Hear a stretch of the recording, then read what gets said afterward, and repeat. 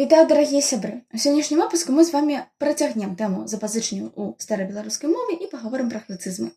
У адрозненне ад лацінізмаў, грэцызмы не патраплялі ў старабеларускую мову непасрэдна, бо жывых кантактаў нашых продкаў з грэкамі практычна не адбывалася. Аднак вялікае значэнне мела тое, што прадстаўнікі адукаванага беларускага духавенства добра ведалі пісьмовую грэчаскую мову.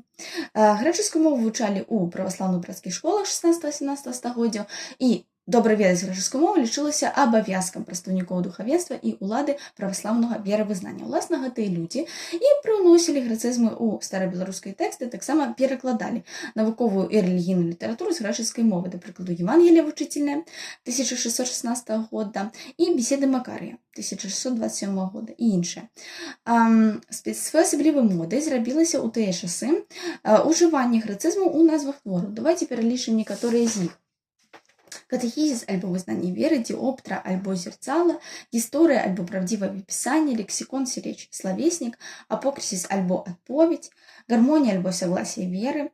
Як бачыце, гэтыя назвы маюць аднолькавую пабудову. Спачатку ідзе грэцызм, пасля падаецца старабеларускі эквівалент. Грэцызмы актыўна выкарыстоўваліся ў творах нашых славутых асветнікаў. Да прыкладу, у прадмове да Бібліі Францыска Скарыны. Граматыка сустракаецца, логіка, рыторыка, арытметыка, геаметрыя. Вось такія цікавыя лексемы.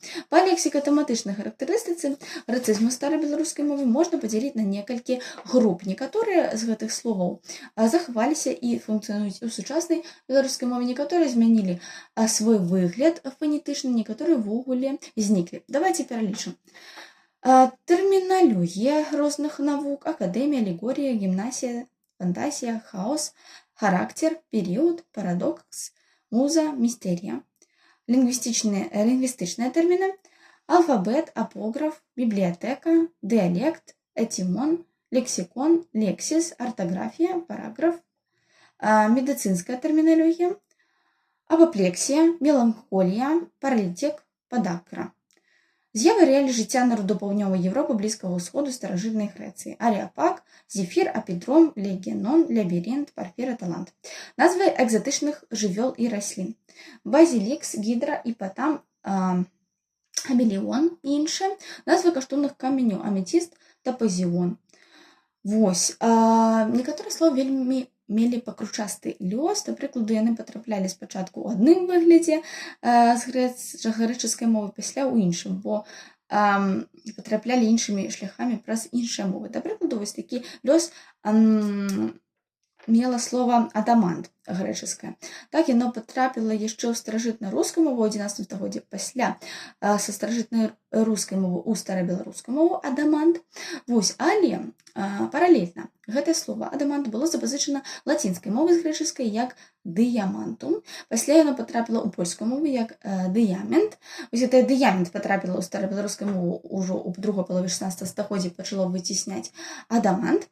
А яшчэ слова адамант было запазычана тюркскімі мовамі з грэчаскай як алмаз ці элмаз. Вось, пасля патрапіла ў рускую мову, ўжо з рускай мовы ў 15 стагоддзі, старарускай мовы ў 15 стагоддзі ў старабеларускую мову як, значыць, алмаз, уласна. Таксама гэтае слово пачало выцісняць адамант.